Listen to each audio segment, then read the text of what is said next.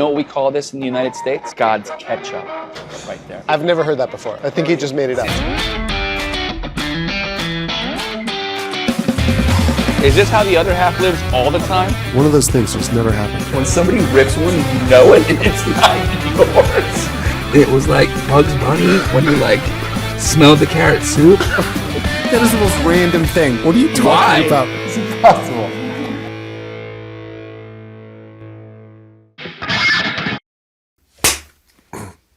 That was good. That was wonderful. Oh yeah, I do appreciate that the way you smack. It's like you're like a mosquito actually is in front of your face. I have to practice. That was nice. So, what do you think of, Tony? What's the first thing you think of when you think cheese and fish? How do you feel about that? Cheese and fish? Cheese and fish. Are we talking like Parmesan on pasta with clams? Or Oof, I don't like that. That's a no-no? I don't like that. Why don't you like it? I don't like it because... Because you were told not to like it. No, that's not true. It's because the clams are already salty. How do you feel about like Oysters Rock or Clams Casino? I don't like any kind of cheese in my Clams Casino. I know. And if you do that... We were just talking about it, so... Yeah, that's true. If you do that, then I don't... That's not Clams Casino. That's like... I think a lot of people sneak a lot of parm in there. I think it's just a way for them to reduce their food cost and make a beignet out of the casino instead of actually making a casino. Okay. I don't want to get sidetracked. All right. I got some anger on that Do you like cheese with your... Not as a rule, no. So I definitely don't. But I could see putting some Parmesan on a pasta with the seafood. I'm not sure what it is about the tropics. Like we have our dear friends in the Philippines. They love to go after scallops that are like smothered in that weird Mornay cheese sauce. Nothing really gets me less excited about eating and seeing that. And it definitely is something that would have to be done well. You know, right? It couldn't be execution. Inexpensive. Is critical, right? Well, and then we went to. I was in Santa Marta. First time I got a chance to visit, and we went to go eat with some friends. And when was this? This was just before I got to Bogota. Okay, a couple weeks ago. And Santa Marta is like a beautiful island. Island feel, but it's like a coastal town. Kind of like untouched Colombia. It's like a beautiful old town, mountains and ocean meet, and it's a port town. Pacific side or Caribbean? I think it's Caribbean side. Yeah, I think it's Caribbean. Yep. And so we went out to eat with some friends, and I got like grilled calamari, I got some octopus, mussels, and the locals that we were with ordered like this crazy smothered Parmigiana style like snapper. Mm-hmm. And I'm like, why would you ruin a beautiful piece of snapper with tomato sauce that's definitely like it's Colombian tomato sauce and like cheese sauce? It's just like you got that beautiful crispy skin on. What do you mean by Colombian tomato sauce though? You think they're importing fucking like that beautiful stuff? Like San Marzano, you mean? Yeah. You think they're like... They have tomatoes here. They do that tomato little side that we were talking about with everything. The ogao. Ogao, yeah. The ogao. No, listen, I'm not talking shit. You yeah, are. I am. You are. I am. You are. I just don't understand people tropical wanting tomato sauce to take, and maybe it's a Spaniard's perspective. Mm-hmm. Why take the beauty out of the freshness of the fish? I mean, I can understand with the cooked tomato sauce, right. And cheese sauce. It's like let's just make lasagna. Yeah. Right? Let's make the pasta, the flavorless pasta taste good. Let's not drown. Anyway, so yesterday, when a dish was served in how so eloquently you described it as, oh my God, is this banoffee with fish? Yeah. So we'll get to that one. That's far down on the list. I know. Why are you jumping the gun? There's like 1, 2, 3. There's like 5 courses before that. Well, listen. So we went to a beautiful dinner yesterday, and a place. I'm going to tell you all about it, starting from the beginning. A place full of surprises. What did you have for dessert? Well, listen, for all of our youngest listeners, I'm sure they just perked up. All 2 of them. Mm-hmm. But so yesterday we did a wonderful trip out to Medellin. This was your first time in Medellin, right? Yes. Medellin in Colombia, which let's start with some of the things that surprised you, Tony, since I think your first perspective, we literally just landed in Bogota. We're at Velvet Studios, and you're listening to Tony and X on the late night delicious show. So what was your first impressions, Tony, when you landed in Medellin? It's very similar. It's Colombia still. It's not that far away from Bogota. 35 minutes in the air. A little bit less of an altitude, way more jungly. And the street, the topography, I'll say, was intense. Like, how is anybody even building a road up around here? The driving was really intense. It is very You could not ride driving. a bike there. It would be impossible. I saw people trying, but...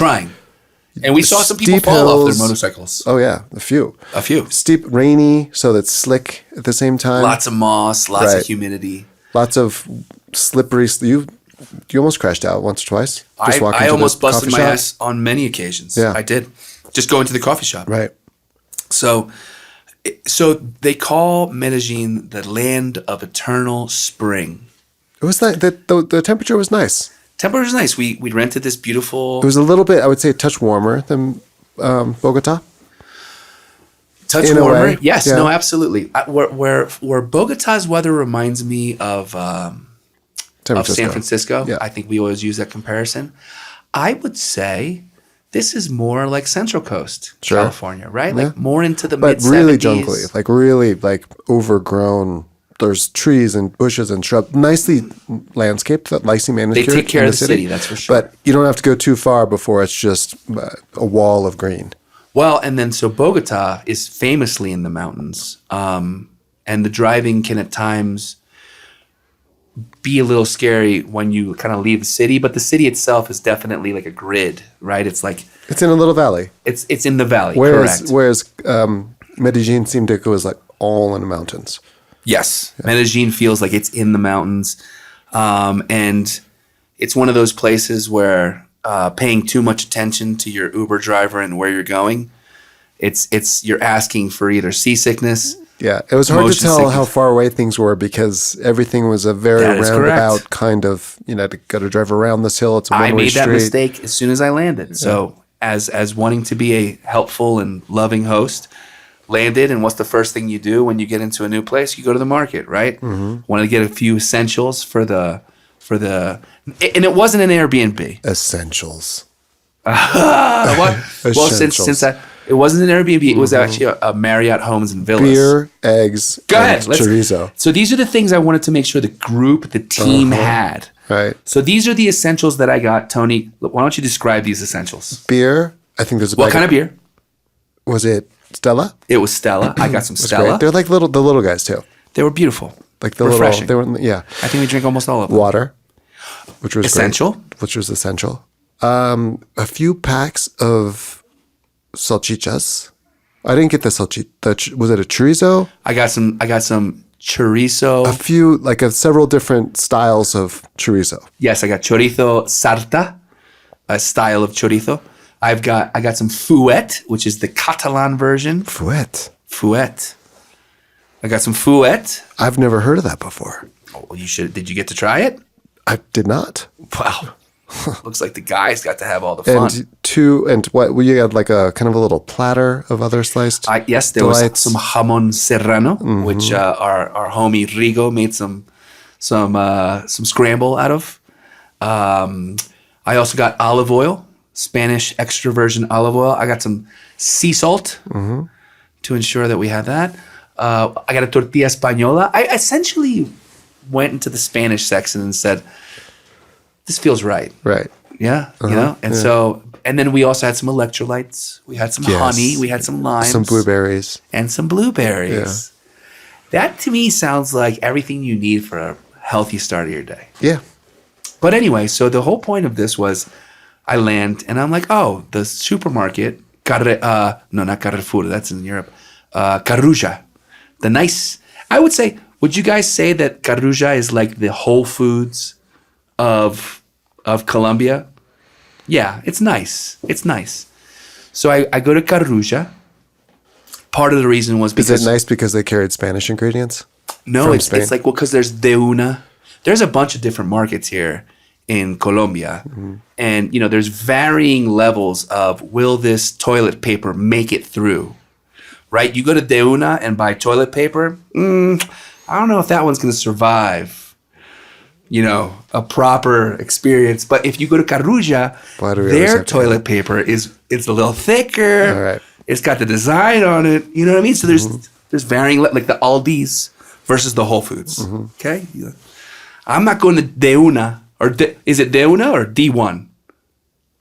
De Uno. Sorry. I mean, you guys say De Una all the time, right? So it only makes sense. I see it, right, as a non-Colombiano. Anyway, so De Uno. Of course it's De Uno. I've been saying it wrong this whole time. So, I've been laughing at you too. Right. So that's like Aldi. I'd say that's like Aldi. And then there's anyway, so I go to Carruja.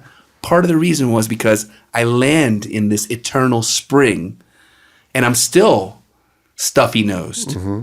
Right? Lots of pollen in Medellin. Lots of pollen. So when you land in Medellin and there's all this pollen, the first thing I think of is, I saw on YouTube that if you have local honey, then there's a chance that it'll help you get used to the bloom. Mm-hmm. And so because of this, I decided, let me go get some local honey. They're not going to have local honey at De Uno. I don't think so. You think so, Johan? All right, we're going to put that to the test. Or Ada. I don't know that. I think they're going to have some commercial bulk stuff, right? So I go to there. You need a honey that's local that has bees that are using the local flora. That is correct. Look at you. Yes, thank you. But you're already inhaling the local flora. You know what I mean? I know, but I was just trying to. So I looked at. Give it a shot. That's what I did. Right. Yeah. So I looked at the map and it said that Carruja was 1.4 miles from our Marriott home and villa. Right? Mm-hmm. So I started walking. And then as soon as I left our place, you experienced, it was a solid 30. Yeah. It was a 30 degrees gradient leaving the Airbnb. It just feels easier saying that. Mm-hmm. And my legs were burning on the way down. And I'm like, okay, let's see. It's only been 300 feet and I'm already sweating. Let's see how this goes. And then it's up and down and undulating and crossing streets and avoiding monsteras. And it was a challenging walk. It was like an hour that it took me to do 1.4 miles. Yeah, it would seem really difficult. It's not a very walkable city. No, unless you're like... the whole point of your story. I think if you go to Medellin and you see that something is a certain distance from you... It's deceptive. It's extremely... Plus the driving itself, there's a lot of one-ways. And so our driver would like cut through parking lots to get to the right place. If you're like Lance Armstrong of walking or a Miguel Indurain, then you'd be fine with that walk. I won't do that one again. Well, it was also slippery. It was and like it's rainy. Slippery. Yeah, so it was tough. Yeah. So you learn a lot about Medellin in the few days that you're there. It's a beautiful city. Mm-hmm. I really enjoyed it. Unlike our Bogota friends who seem to have an aversion at every angle, right? At every angle. There's a little bit of a rivalry going on between the two cities. There certainly is. And you know what, guys? It's I think it's on both sides. All the paisas that I talk to, they have nothing nice to say about Bogota. Right. That's where you guys make all the rules. Nice. Right. It's cold. The people are cold. They think they're cooler than us. All they do is wear black. If I see one more brown long coat, I'm going to throw myself off the side of the mountain. They say a lot of things, all right? So I understand. You were saying it's like the same between Philly and New York. Yeah, there's like this regional. Right. So we part of the reason, the major reason we went to Medellin was to visit. The reason was to visit this incredible restaurant and chef, and we had a freaking awesome time. Yeah, it's great. But the whole reason I bring up the banoffee, we're gonna dive into the menu first, and we'll dive into our experience. So we had a tasting. She was wanted to make us a tasting menu at the end of our interview, which we experienced. So we got the whole thing. We were a little bit worried that we wouldn't be able to get the whole thing down, but it came out nice and fast and we're good. Let's just start from the beginning, right? So Carmen, in my eyes, is probably the most emblematic restaurant from an international perspective in Medellin, right? Like so the first time I ever went to Medellin, I've been there 3 times now. And they've both been You ate at this restaurant 10 years ago also. Yes. Yeah. So you have an interesting story with how this all came about. yeah, so I have a friend, Dan Sarn. He was the maitre d' at the Ritz-Carlton in Philadelphia. And he was a good friend that would always come and visit Union Trust back in the day, 15 years ago.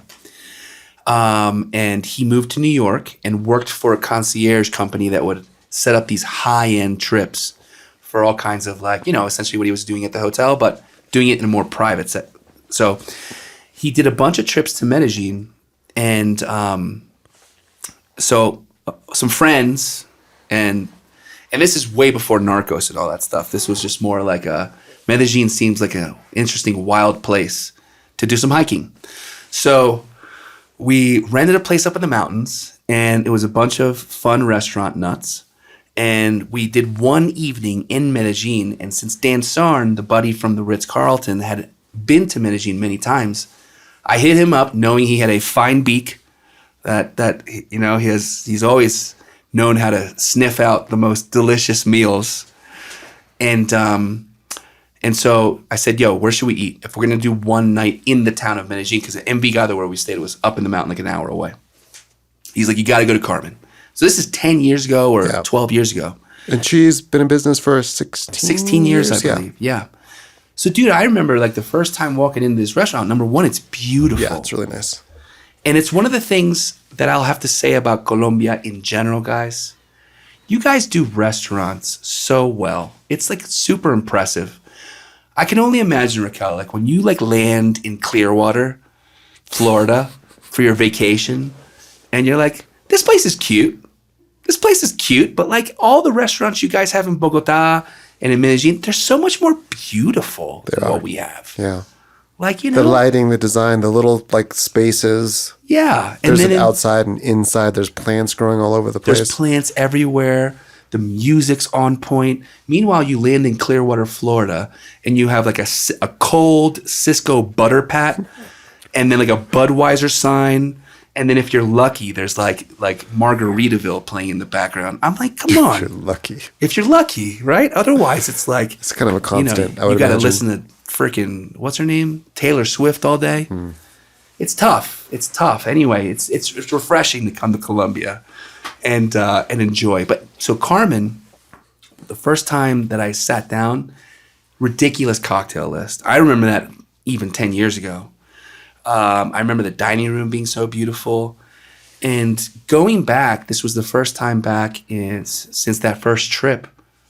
It's just like, it's a beautiful, like, I don't know. It's like the universe aligned for us to get a chance to go and visit Carmen. Because you ran into her again. Yes. So it was just all kismet, the universe bringing us all together. So we did an over easy office summit. We had some team members down, and I think Tony, you and me may have left that morning. Right. Everybody was leaving the next day, so we had some drinks. We went to a really cool bar in Bogota called Jardín, which is like hip hop, cocktails, Dessert, sandwiches, Isn't and it's very beautiful desserts and dessert really centric. nice cocktails. Beautiful cocktails, Inside outside kind of place. And it's also just a beautiful, like an incredibly cool place to hang out. Yeah. And I remember listening to A$AP Rocky there one time. He's a rapper, golfer. And I was like, this is a cool place. But anyway, so we happened to go there one night, and there's a collaboration happening between Carmen and Jardín. So Carmen came in to visit. I didn't know there was a Carmen. I didn't know. It seems like she kind of got that a lot. Yes. When you asked her about how is it having a restaurant named after you. Yeah. There's like a distance from it for some reason. Right. Like it's almost like the Carmen, the restaurant and the brand has developed its own persona. Right. But Carmen is a real person. And I had no idea that Carmen was a real She's got a person. pretty cool name in general. Carmen Angel. Yeah, Carmen Angel's a sick name. Well done. Well done, universe. And so my grandmom, dude, my mom's mom is named Carmen. And there's this connotation, just like, I don't know, what's an old name? Like Ruth. You know what I mean? Like Ruth is like, you hear Ruth, it's old fashioned, right? It's like a name of the 30s and 40s. So my grandmom's name's Carmen. Is Ruth short for something? It must be. Is it? Must be. Ruth, I mean, the first It's probably like it's short for Beatrice or something like that. Who knows? Ruthanasia. No? Okay. It's just Ruth. Okay. It's just Ruth. Like baby Ruth. So yeah, it's short for baby Ruth. So I heard the name Carmen at this restaurant and it just made me think of my grandma. And my assumption was it was just a nostalgic name that was supposed to make you think of like a Latino grandma. Mm-hmm. That's where my brain was. Right. So we go to Jardín and we're having cocktails and we decided to order a couple cocktails off this collaborative menu. And this incredible fucking, what I thought was a server, right, comes over and is explaining the cocktails. And like, I saw her go from one table in like almost flawless Spanish, joking and having fun with like a table of rolos, the local Bogateños. And then she came over to our table and I was with a couple Americans. And then she just fucking like completely, without skipping a beat, goes from starting off in Spanish to moving right into like ridiculous English. And my first question, I couldn't even process. I'm like, where did you come from? And she's like, oh, I'm from California. And I'm like, wow, that's so cool. Like, do you work here? Do you work for like Glenlivet? She's like, no, I work in Medellin. I'm like, what? So you're a server working in Medellin? Like, are the tips really that good? Like, I've always had this dream of what it would be like to work in Europe or anywhere other than the US. But I'm handcuffed by the tip thing, by the gratuity thing. And I'm like, how could they possibly afford you in my brain? Mm-hmm. You know what I mean? And then I'm like, wow, how long have you been working there? She's like, years. I'm like, that's insane. And I'm like, so why do you, how did you end up working at Carmen? She's like, oh, I am Carmen. And my head exploded at the table. I'm like, oh, you are Carmen. So anyway, we had a lot of fun talking to her. She obviously is super passionate, which we learned more yesterday about what she does. And it's just like a full circle moment. First real nice dinner in Colombia ever at Carmen. And then we got to see the whole thing yesterday. And it was impressive and fun and passionate. And like, I was taken aback by the experience, honestly, because another thing that you Colombianos do so well, you guys are such passionate people, especially in the hospitality sector. It just like oozes out of you. Like we go out to eat at these restaurants and I'm like, wow, you're not fake or jaded or, just waiting on your next tip. Like you actually love making these cocktails. You love making this food. Unlike us soulless Americans that are only in it for the accolades and for the 20% gratuity. It's just really nice. Front of the house. Oh, well, anyway, so Tony, we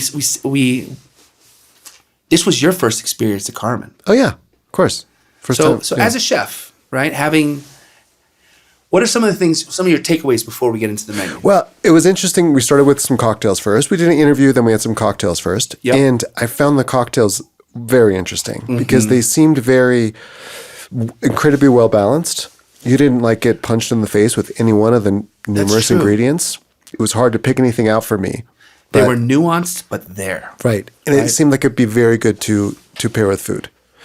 And I think that she was saying, remind me that they don't import a lot of wines. They don't take a lot of wines because there isn't a lot of, it's not made in Colombia. Right. And it's not really a wine culture, really. So they let the cocktails do that pairing so she was so they'll pair with like cocktails in a way. Normally of the 7 different dishes that are on that are on their tasting menu, she said, 4 of those dishes they'll do a cocktail pairing with. One, because I think, it gets very expensive to bring stuff in from Europe. And I think another really cool thing on the perspective there was like, hey, like we make cool spirits. And they could infuse it with a lot of cool ingredients too. Incredible ingredients, incredible fruits, incredible herbs. Yeah, really small batch stuff. Cool small batch distillates and all different kinds of spirits. And they make a bunch of their own infusions and what are they called?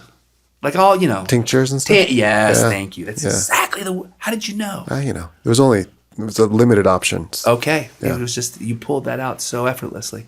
And so, yes, I thought it was really cool that Carmen said, hey, considering the fact that we really want to showcase Colombia, its ingredients, its history, its culture, it was a big thing. Like, hey, a lot of the dishes will pair with cocktails as a way to really show off things that only come from here.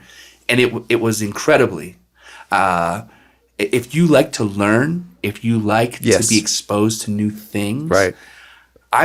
We've been to Colombia collectively like 30 times now, maybe more. And my head like explodes trying to process all of the different ingredients and things and fruits and herbs and tubers. And it's overwhelming. Yeah.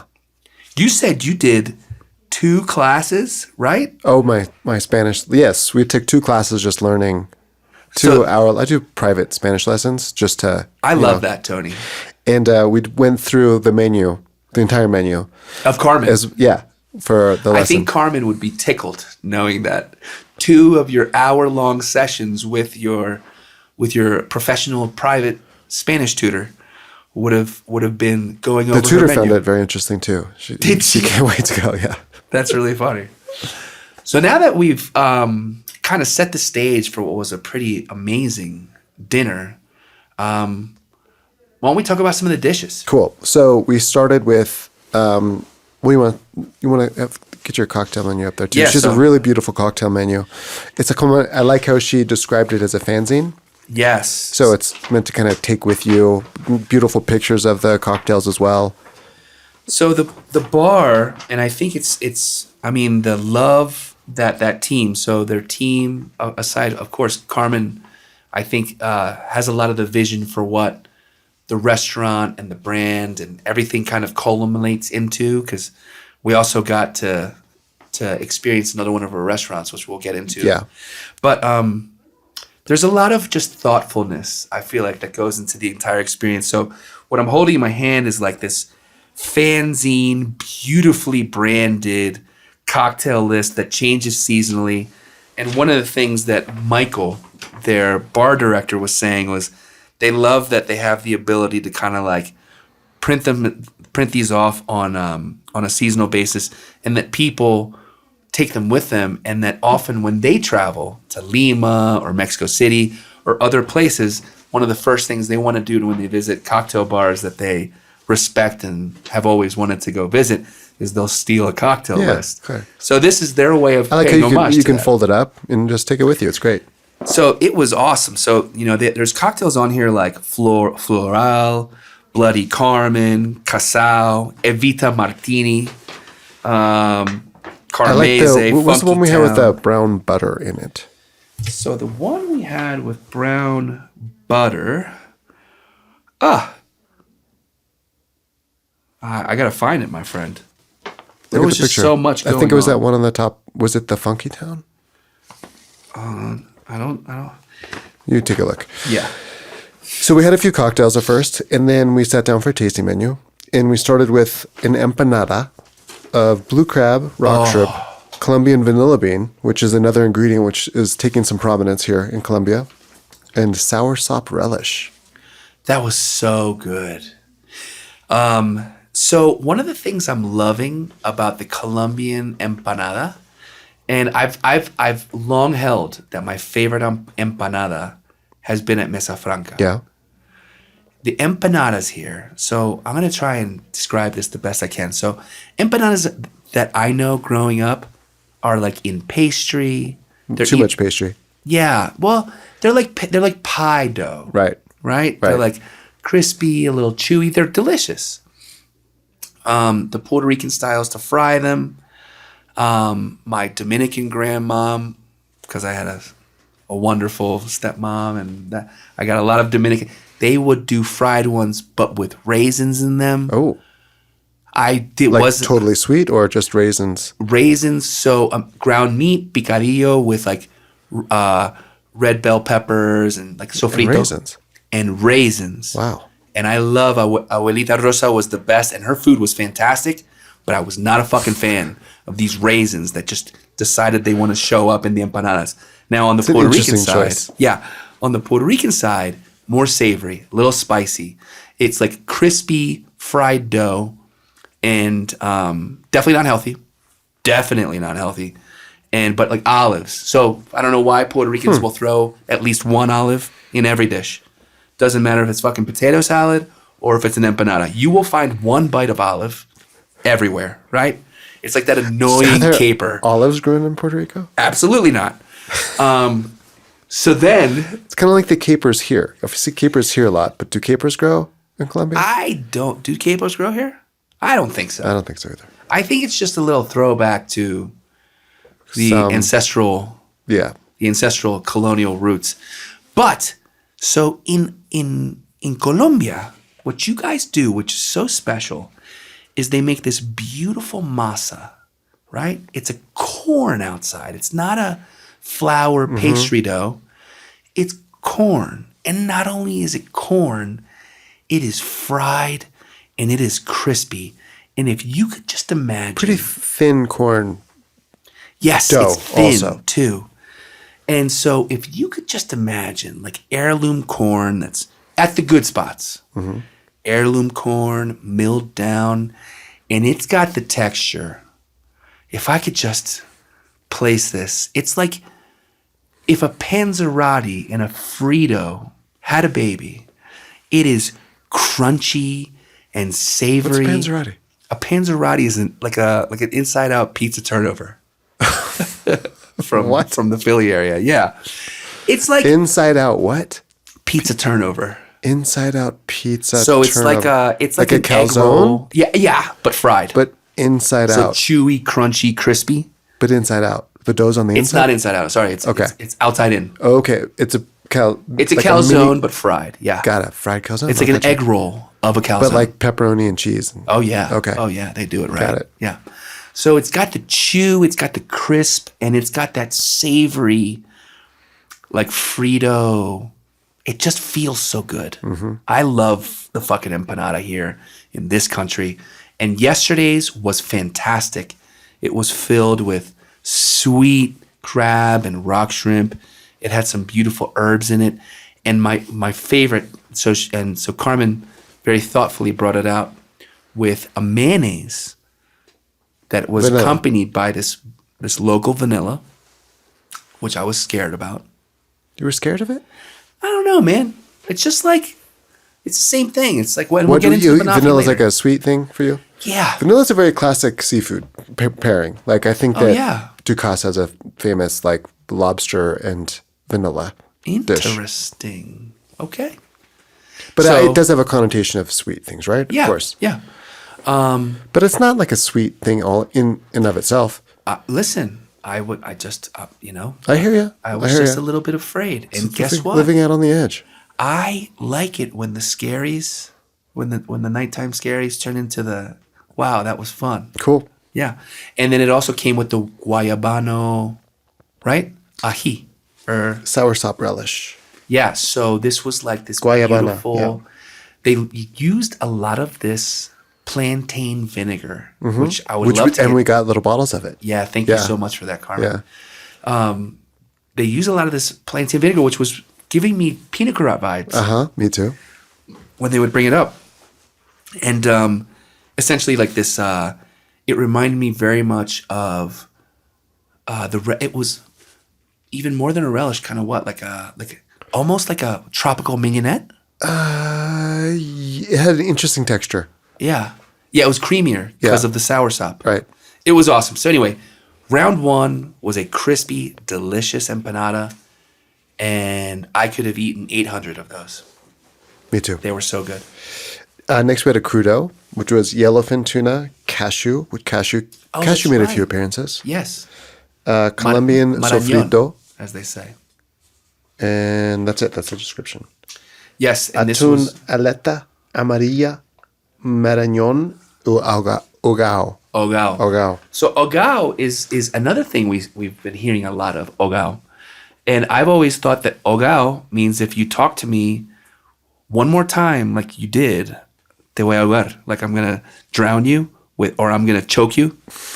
And but it turns out that it doesn't mean that, right? It doesn't. No, it's like a Oh God, like homie. Is that where it comes from? Probably not. Okay, so it has no connotation. It's a very except for it's a delicious standard sofrito. accompaniment sofrito that they Yeah. have a lot with empanadas And it's always with cooked tomatoes and some onion and some cilantro. garlic. Little spins on it here and there, but Yeah. pretty consistent. You'll get It's that. almost like a. I don't want to say it. Ketchup? No. No, it's not like a ketchup. No, but I no, mean, no. like the But it's, like yeah, maybe it's your ketchup. there's a It's like your ketchup with class. It's like your pico de classic gallo. ketchup, right? It's like your pico but cooked. Mm-hmm. You know what I mean? And it's delicious, but it's served room temp. It's cooked down Yeah. to give it more some savory. Yeah. Then we each had a vegetarian dish.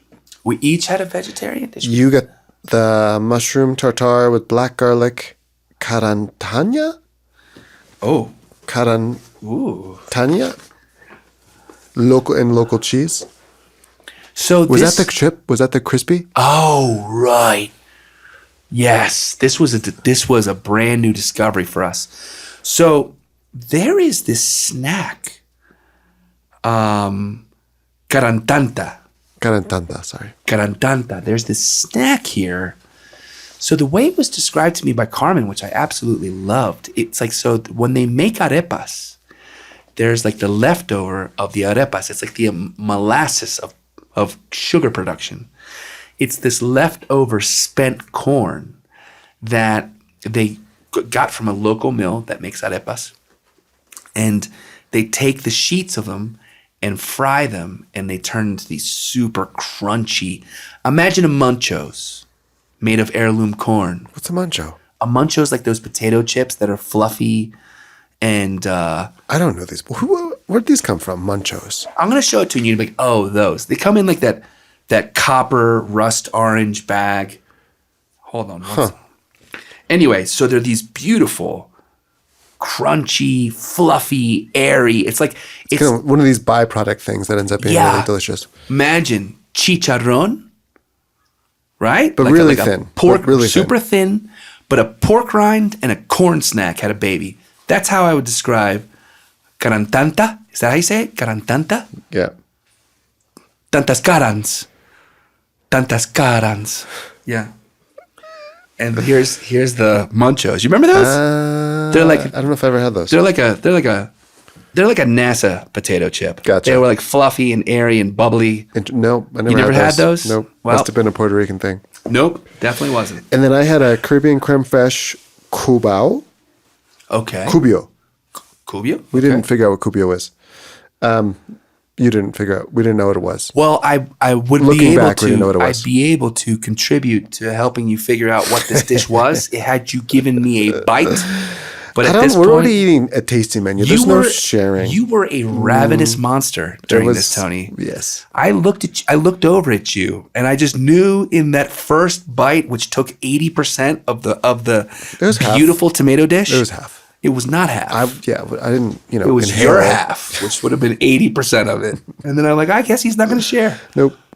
But I shared. Did I share the mushroom dish? You with did. You did. That's good partner. Yeah. Good partner. Cubio, tomato, sachi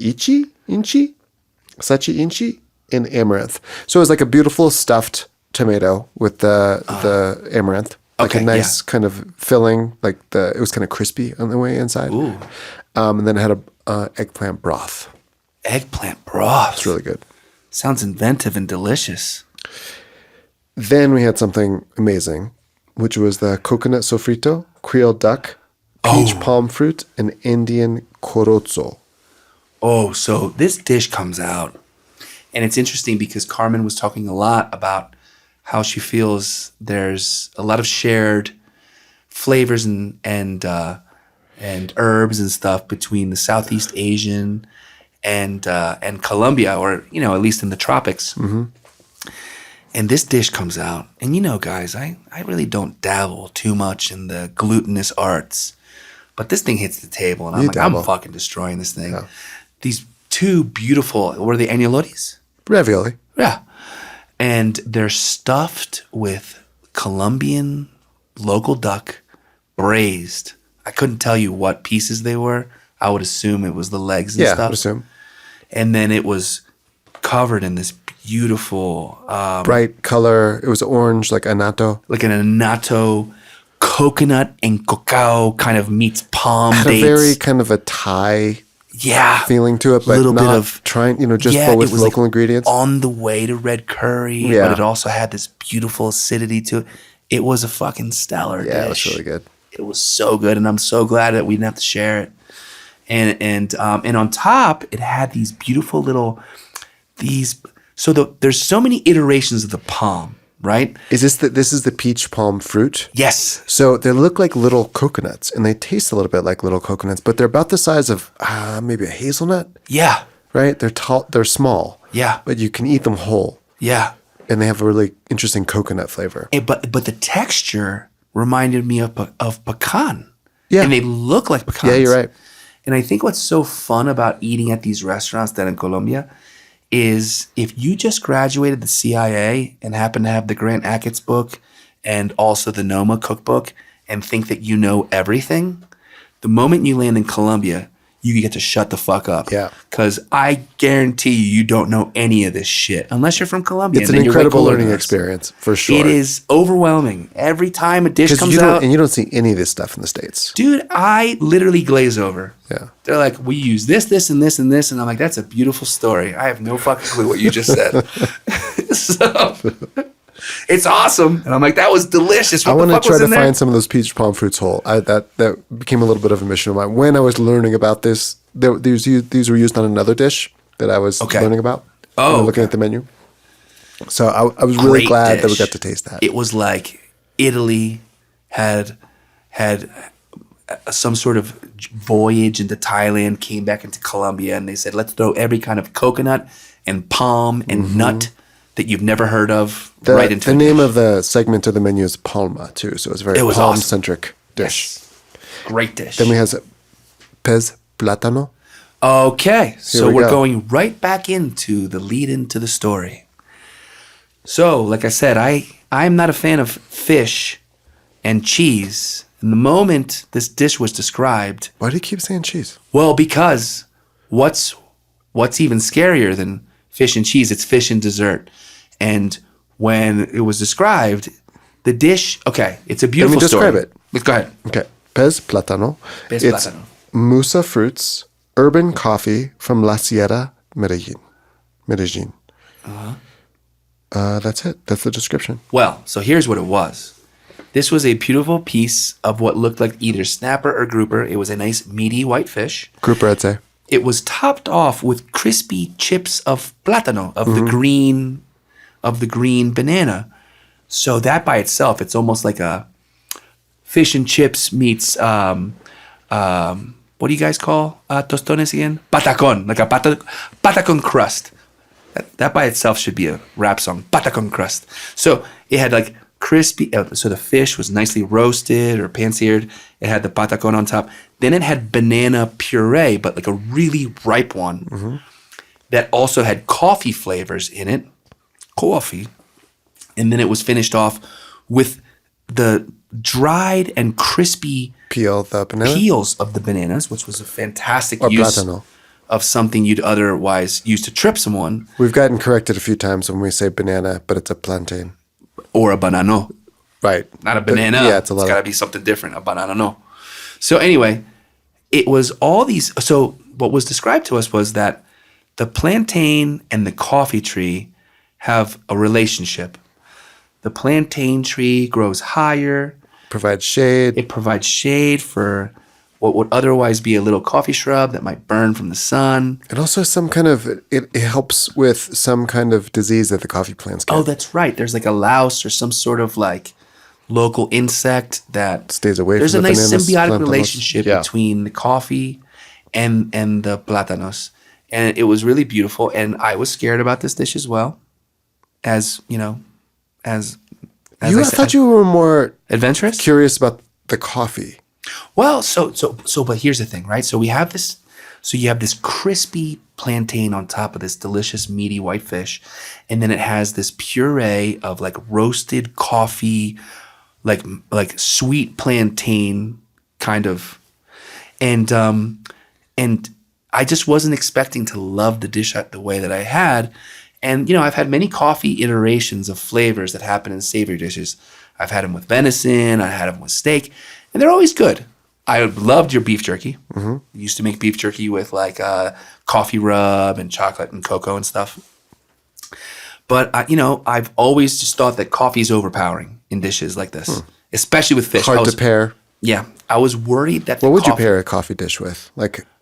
What are some things that might be difficult about pairing a wine or... Coffee's bitter. It can be bitter. And coffee's also astringent. And coffee can essentially overpower almost anything. I think you really couldn't touch a white wine with coffee. You could go with a really nice, complex, oxidative style of champagne. So there is a wine pairing with it here. Syrah, I think, is a classic pairing, like How something about dark. Viognier? That's a wild pairing. I wouldn't go there, but I didn't try it. I didn't get to try the wine. There's also Moussa fruit distillate. Moussa fruit distillate. Macerated with coffee. That sounds good. Coffee fruit skins. I would go with Krug just because you can pretty much put anything with Krug. Yeah, that's your go-to. But I would also go with a nice a nice Northern Rhone. Like an Alain Groyo Crozer Michage on a tasting menu, because we're not shelling out the money for jamais on a tasting menu. But I would do like a nice Syrah with coffee in most iterations. With this dish, I mean, it was...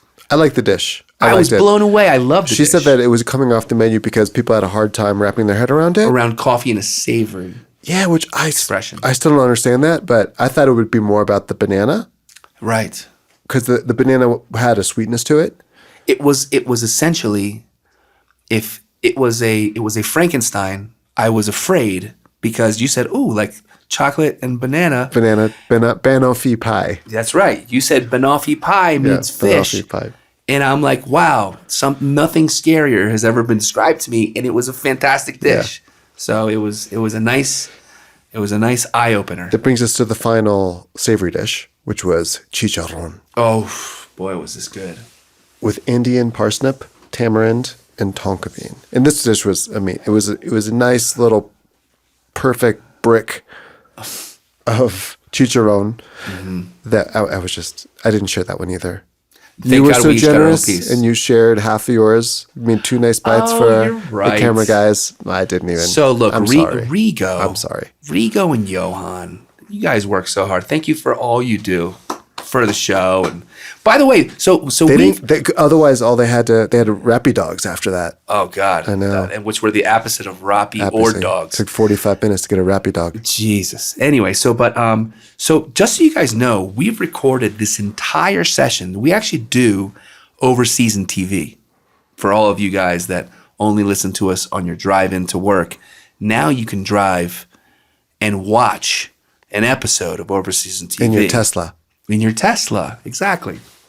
And so the guys recorded this entire tasting, and I think the only person that has a twinkle in their eye the same way I do when there's like a piece of chicharron that comes around is Rigo. Rigo is one of our camera guys, and I know he loves this shit. Like so when I'm like eating, he does the same thing I do when people eat. He's like, he does like the mouth gestures, like like as I'm biting it, and I thought it was time. I thought it was time to give them a little bite. So they got a bite of this delicious dish. It was braised pork belly incredible tamarind glaze on the outside. It was savory. It was a little bit sour. It was sweet. And it came with like this beautiful, reminded me very much of like a sunchoke. Mm-hmm. It's this tuber that grows up in the Colombian, and they call it a parsnip, I guess, right? It's parsnipish. Parsnipish. It's the closest thing to a parsnip, I would say. Yeah. Yeah. Yeah. But also reminds me of celeriac in that whole family of. I think it's a little sweeter, though. It's a little sweeter? I didn't have it raw, but I believe that's where the kind of the parsnip portion comes in. A little tough and a little bit sweeter. Yes. I imagine. Right. Like a rolo. A little bit tougher, a little sweeter when you get to know them. I'm going to go into the desserts quickly. Let's do it. Colombian tutti frutti, which was, and one thing that we've remarked about the desserts in Colombia in general, they're not too sweet. I love it about, yes. It's almost like a palate cleansing. Same with delicious, cocktails. Yeah, true. Same with very cocktails. well balanced. But when desserts are sweet, they're ridiculous. You can't stop. Yeah. When they go into the sweet part of a dessert, like we've had a few desserts here that at Harry Sasson, that coconut pie. Oof. And then we had some desserts at the Don Diablo. Oh. They're another one of Carmen's restaurants. Yeah. It was like a pecan pie, but with local vanilla nuts. ice cream and chantilly and couldn't eat another bite. It was, yeah. Yeah, it was amazing. So, Colombian tutti frutti, granadilla fruit, mango, macambo, a bunch of fruits that were just fantastic together. A bunch of stuff. Bunch of fruits. And then you had one that was very interesting, and you shared it. Such a cool one. So Cacao fruit from San Rafael, lemon verbena, candied nibs, and cacao fruit granita. Well, you go ahead. So obviously cacao, right, is another incredibly important export from Colombia. And cacao, usually the seeds are what you use to make chocolate. In this case, it was a really beautiful expression of chocolate in its entirety. Just like coffee beans have like a little bit of fruit on the outside of them, cacao has a fruit on the outside of it, and it's almost like custardy, but I think it's incredibly difficult to ship. It's not thick either. It's a very thin, I believe, like membrane I haven't almost. seen it, but just imagine. So I've always wanted to try cacao fruit, and I finally got to try it yesterday at Carmen's restaurant. Carmen, you're the shit. So it's like, imagine, I tried to describe it as lemons meet lychee meet kind of like this floral, like elderflowery. It's just such a delicate, citrusy, floral fruit taste. It is nothing like what you expect cacao or cocoa to taste like. It's on the opposite of the spectrum, but it was this beautiful dessert of essentially like a chocolate mousse. Yeah. Right? A nice... But frozen? It was cold. It was cold, but it was more... It had nibs in it. I think it was like a frozen custard. It was delicious. Yeah. Classic, decadent, rich, slightly bitter. Exactly what you expect, like a nice, deep, dark chocolate flavor. And then it had this bright, refreshing granita from the fruit on top. And it was like chocolate in all of its expressions. It's great. And they say that fruit is incredibly healthy for you. So it just made me feel like, to top it all off. Thank you for sharing, even knowing that. Yeah. Yeah, you still shared. Yeah, I'm a sharer. So anyway, Medellin's awesome. If you're a know-it-all CIA restaurant person, you got a lot to learn. Who are you talking to? Nobody. And I think, I was just... Got a lot to learn down here. I was pleasantly surprised by everything. And even, look, Colombia sounds scary. It might be a little bit scary. But it's not. It's beautiful. You just got to get over the fact that maybe there's going to be banana and coffee on your fish. And you'll have a chance to explore a different world. And briefly, we should just go into the restaurant that we had dinner that night at one of our restaurants, Don Diablo. I don't even know. I mean, look, there's a lot to talk. So Carmen has multiple restaurants, and all of them kind of, I think, have such an incredibly distinct Colombian point of view. So I think we just got to cap it off with the most. There was two dishes. There was two dishes. I knew you wanted to get into that dry aged pork, which was what I really wanted to try. guys. So 3 heirloom criolla pigs, right? So these are descendants of the Blackfoot pig, right? The pata negra from Spain, which is famous for serrano ham. Yeah. Only the best pork product on the planet, given to us by the hands of God. Only that one. So that pig, I guess, went wild in Colombia, and so there's 3 heirloom varieties of this pig that Carmen was able to get her hands on, that she uses in her steakhouse, Don Diablo. Named after her father. Yeah. And not so, named after, but you know. Yeah, whatever. Yeah. I'm sure she spoke of him very lovingly. And it's always those devils that get you. But so she told us about this while we were in her restaurant. And of course, Tony's like, I've never had dry aged pork. And I hadn't either. And not only have we never had dry aged pork, but all my sensibilities. It's amazing that I hadn't even really heard of it before. Yeah. Like how all the things that get tried. Correct. Like banoffee on fish, and we've never had dry aged pork. Mm-hmm. So we go to this steakhouse after this incredible tasting menu at Carmen, and chance for us to celebrate and enjoy with our camera guys and our production, and of course we got the dry aged pork. And let me tell you, so how did you describe it, Tony? It had a little bit of that. How did I describe it? How does it? It's so interesting. I thought it was a very, very good description, which was like, it reminded you of the lacquered Hong Kong barbecue pork. It did, but without all the sugary red dye sugar. It was more of like that. So a concentrated, incredibly the color on it was beautiful, detailed sweetness, and like the texture on it was fantastic as well. The texture. It almost felt like it had been glazed, and it was crunchy. And the flavor was just like this pronounced, like sweet nuttiness. That pork chop was, to me, that was one of the best pork chops I've ever had. Yeah. I freaking absolutely loved it. Not often does Senor Piggy beat out the Senor Cow. Yeah, I think you're more, and we had this other observation. There's so much corn here. Yeah. Why do you think they never think to finish beef with corn? We should ask that next time. We will. We shall. I like the beef that's grass fed and a little more toothsome, but it just seems like there's such an abundance of corn. Yeah, it's right. Why not give it a shot here or there? Considering that the arepa is like the dish, such a staple, I could see a lot of grandmoms being pissed that instead of you making arepas with the corn, you're giving it to the cows. Right. I could see that happening. All right, we're going to end it there because this is getting a long one. You have to go and try this place. And we won't even get into the dish that we ordered 2 of. Oh, we could have ordered a 3rd. No, save it.